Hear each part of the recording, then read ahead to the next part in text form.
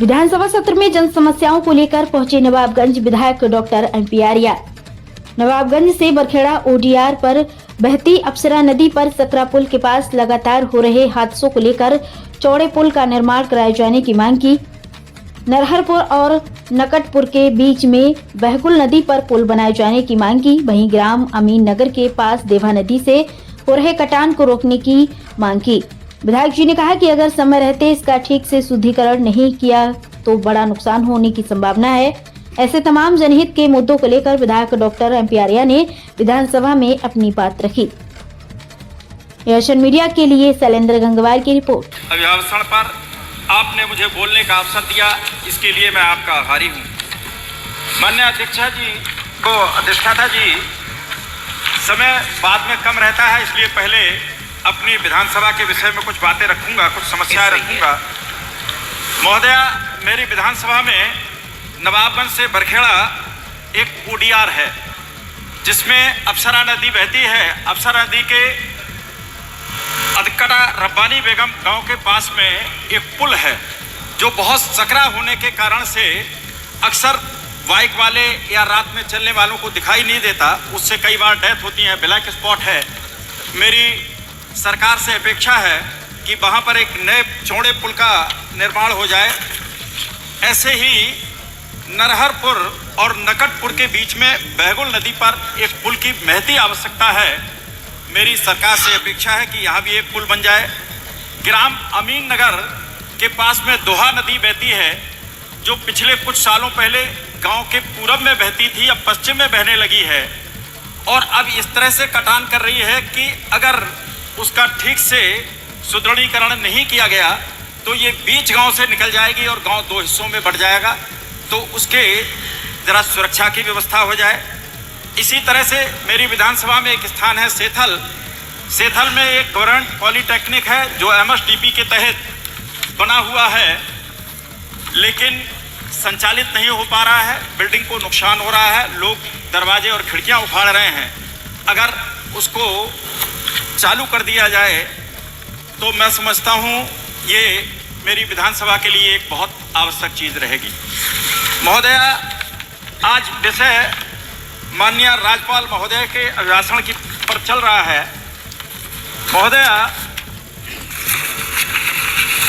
प्रदेश की सर्वजन हिताय सर्वजन सुखाय की सरकार गांव, गरीब, किसान, मजदूर, महिला, युवा, व्यापारी सभी के हितों को ध्यान में रखने वाली सरकार है और माननीय राज्यपाल महोदया ने अपने भाषण में सभी के हितों में सरकार द्वारा किए जा रहे कार्यों को ही इंगित किया है।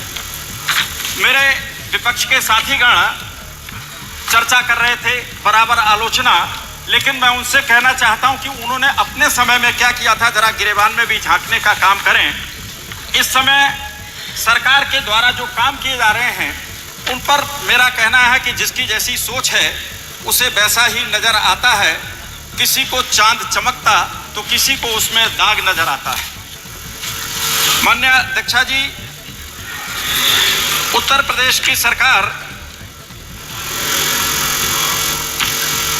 शौचालय, प्रधानमंत्री और मुख्यमंत्री आवास योजना, निःशुल्क अन्न योजना, उज्ज्वला गैस योजना, सौभाग्य योजना, आयुष्मान योजना, PM समृद्धि योजना, सामूहिक विवाह योजना, मुख्यमंत्री अभ्युदय योजना, मनरेगा, मुख्यमंत्री ग्रामोद्योग रोजगार योजना और मुख्यमंत्री युवा उद्यमी जैसी योजनाओं से सरकार लगातार गरीब कल्याण में लगी है।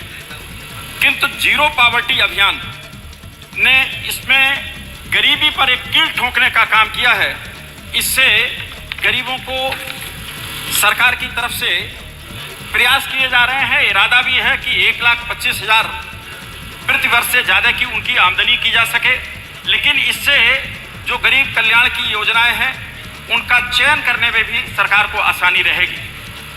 और एक अभिनव योजना खासतौर से जो मुझे बहुत अच्छी लगी वो है मुख्यमंत्री युवा उद्यमी योजना, जिसके तहत जो काम करने वाले इच्छुक युवा हैं, चाहे वो शिक्षित हैं, अल्प शिक्षित हैं, गरीब वर्ग के हैं या मध्यम परिवारों के हैं, काम करना चाहें तो 5 लाख रुपए तक का बिना ब्याज का लोन सरकार उपलब्ध करा रही है। इससे जो युवा उद्यमी हैं, काम करने के इच्छुक हैं, उनको काम करने का मौका मिलेगा। ये एक बहुत ही अभिनव योजना मुझे लगती है जो युवाओं को प्रोत्साहित करेगी, रोजगार में युवाओं को रोजगार देने में बहुत सहायक होगी।